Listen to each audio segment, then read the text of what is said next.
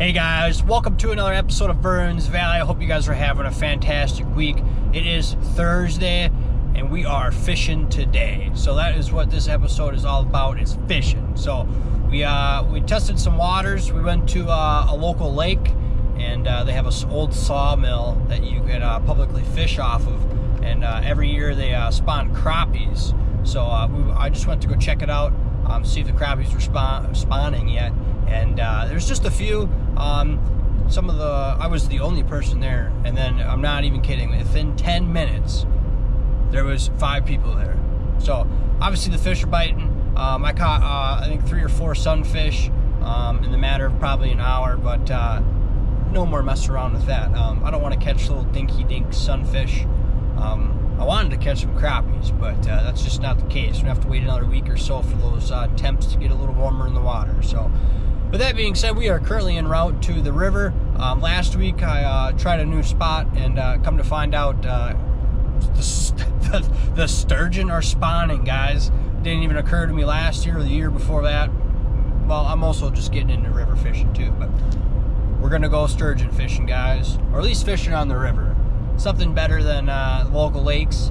You never know what you get tied into on the river. So we'll see you guys in a little bit once we get there. We're setting up on the Minnesota River just north of Mankato. So with that being said, guys, we will see you soon. Guys, we have made it to the river. As you can see, I got my raincoat on. We got some showers rolling in this afternoon. So it's gonna rain, but I've actually done quite well in the rain. So yeah, I don't want to be at home because I'm gonna fall asleep because I'm trying to go from nights to days. So yeah, we're gonna make do with what we got. So we're currently here, like I said, just north of Mankato on the Minnesota River. We gotta walk, I think, like a quarter mile to this spot. But we're getting everything packed up here. As you can see, some rods, the tackle box. Don't mind the dirty car. I got rods, trash, all sorts of stuff. It gets dirty after a while. So we'll get everything packed up, guys. I'm gonna see if I can find my chest mount for my GoPro. Get everything set up, and then we'll get fishing. So we'll see you in a few seconds. All right, guys, we made it to the spot on the river. As you can see behind me, it is a beautiful, fantastic view. I love it so much. It's just something about the river, guys. It brings me peace. With that being said, we're gonna set up 2 rods. Kind of pan around here. Adjust the camera a little bit. There we go. But as you can see, we have the rock pile right here.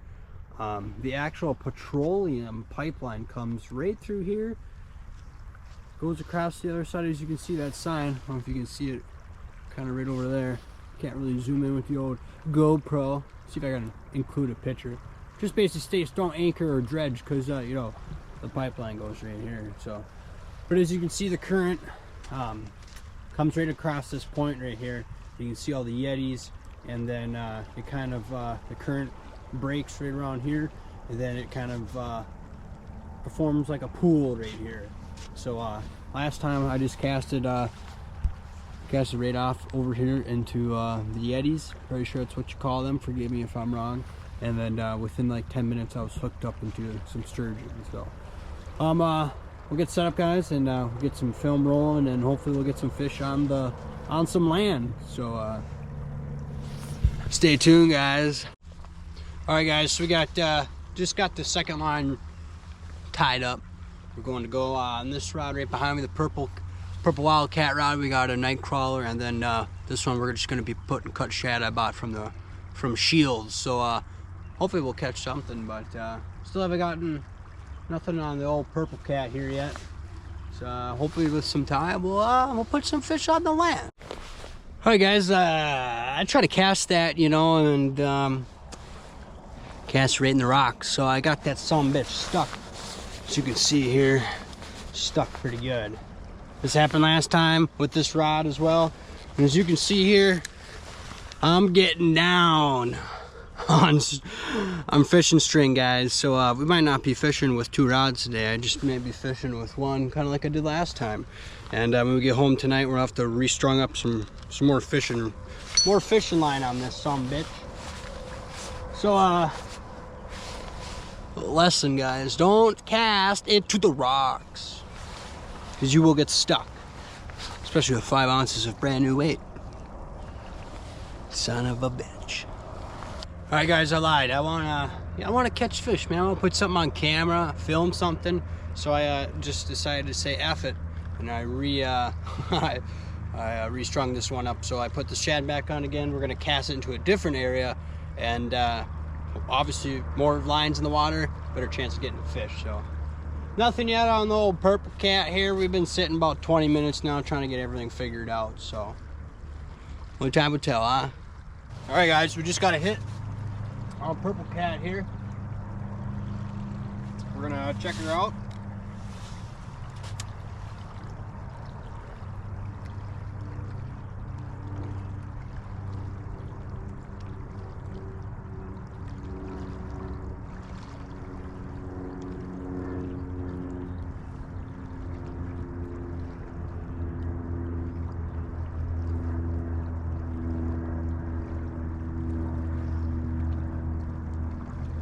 All right, guys, I guess we do have a fish on here after all. I was gonna reel in and put a different line on. Look at that, beaut. Exactly what we came here for, guys. A shovelhead nose sturgeon. They are spawning right now, and they are just angry and hungry, guys. Look at that beautiful fish. So we'll get this unhooked, take a picture, and we'll get her back in the water. Hey, guys, so we're packing up. We're gonna divert this episode into a mushroom hunting episode. So we're gonna go actually across the freeway here and go into some public land and see if we can find some raw mushrooms. So we aren't getting any more action on the rods here, and so if you get to a point where you're about, hey, I caught a sturgeon. That's good enough for me for a day. A couple sunfish before. I didn't want to record that because I didn't know how fishing would be, but I kind of knew the river would be a little bit better. But yeah, with that being said, guys, we will get it packed up and be on our way to find some raw mushrooms. Hey, guys, so we skipped across the highway.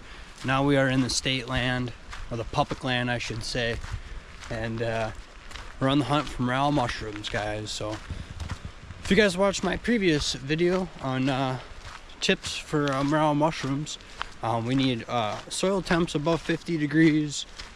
We need a lot of moisture, which we've had. We've had a couple inches in the last couple weeks. And then, what was the third one? I don't know. We just need some dead morel or some dead elms. So we need to pay attention to the tops of the trees just as well as the bottom of the ground where the mushrooms obviously would be growing. So we will we'll flip the camera around here, guys. Get a good angle here. So I really like to see the green vegetation grow, guys. And as you can see down there is a nice little creek. But like I said, we're looking for dead elms. Maybe looking to the sky just as well as the bottom. And we'll just keep walking here until we find a good dead elm. All right, guys, a little sidebar note. I like to see this, moss growing on the trees. It's another little fungi. So that's another good indication that the forest is starting to come alive. The temps are starting to come around. We're above the freezing temperatures, so another good indication that the woods is starting to come alive. So sometimes you have to go off the beaten path to find the best conditions or the best trees. Sometimes you see the best dead elms or a dead tree in areas you don't want to go. So if I have to cross a creek here, I see a beautiful dead elm. You see all the bark peeled off it, and that's what a really good indication when you like to look is a slimy elm, dead elm is what they like to call them. So we'll take a walk over there. It's not too many people out today. It's raining, and it's like 60 degrees. 65, I forget what the temp is today, but we will we'll take a gander. We're going way over there, so we gotta cross this creek right here, and we'll see what happens. All right, guys, we jumped the creek. We've made it. So now you always have to keep in mind that you have to look for the southern facing slopes where the most amount of sun hits during the daytime. So this is kind of on the southern facing slope. There's a lot of green vegetation around here, guys. Let me pan it around. a lot of green vegetation. So, ooh, you hear the owl in the background? That's cool. So, as you can see here, guys, all the bark is peeled off of that dead elm right there. So, you just want to be very diligent, walk around, keep your eye out for mushroom looking things, right? So if you guys have never mushroomed to hunt before, you got to be even more diligent because you kind of have no idea what you're looking for. So it's my first time out for the year, so obviously I have to be due diligent what I look for. So basically you just get on eye level with the ground and you kind of just pan around. Now it might be too early. It is May 1st today, so you might have to come back in a week or so when this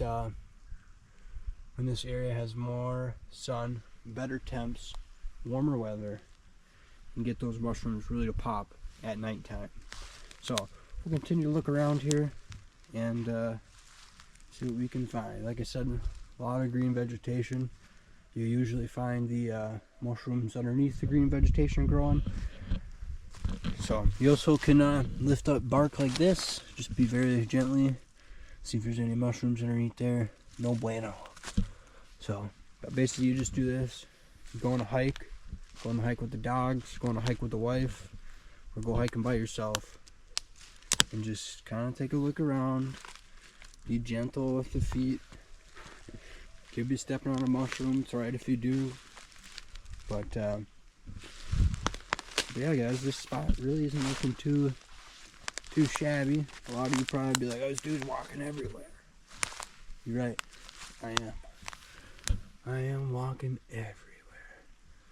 So to the south, guys, is just to the left of the camera, and then to the north is obviously to the right. So you'd probably maybe mushrooms on this side, but we'll just move on to the next tree, guys, and keep looking. And like I said, you might have to come back in a few weeks when these soil temps get a little higher, a little bit of warmer temps overnight, and really get those mushrooms to grow. So, and guys, don't be afraid to check green vegetation like this either next to dead or decomposing carcasses of tree limbs, right? So you got stuff like this, so you got the nice green vegetation, you know, stating that the soil temps are pretty good. You just kind of take a look around. Take a look on both sides of the logs. Like I said, the mushrooms will, you know, be underneath the vegetation. So you kind of just have to, gander around, guys. You might find nothing. You might find a whole lot of something.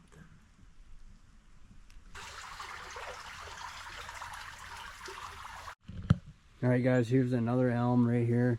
It looks pretty dead to me. I look up at the top. Don't see any new buds forming on it, so, and I like the green vegetation. It's kind of on the southern side, so like I said, just take a peek. These mushrooms are probably small right now, and they're probably going to be underneath the vegetation, so slowly take a gander, guys, and move on to the next one.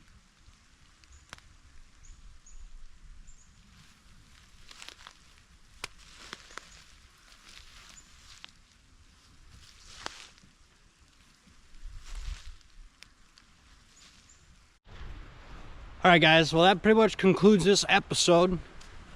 In my opinion, I don't think the woods is ready quite yet. We found some still decaying pheasantback mushrooms. No signs of morels yet on any of the decomposing trees that I found. So, like I said, we'll check back in about a week or two. Probably next week, guys, when I'm on my 4 days off. So.